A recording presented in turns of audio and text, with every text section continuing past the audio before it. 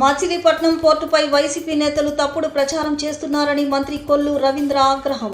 జగన్ ప్రభుత్వం 2023 వరకు పోర్టుపై దృష్టి పెట్టలేదంటూ ధ్వజం.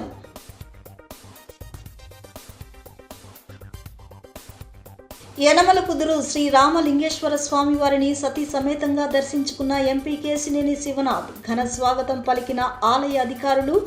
ప్రజలు సుఖ సంతోషాలతో వర్ధిల్లాలని పూజలు.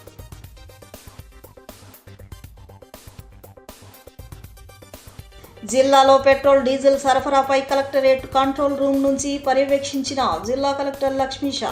వినియోగదారులు ఎటువంటి ఆందోళనకు గురి కావాల్సిన అవసరం లేదని వెల్లడి.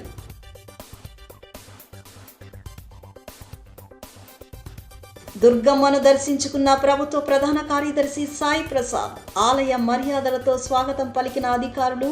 అమ్మవారికి ప్రత్యేక పూజలు.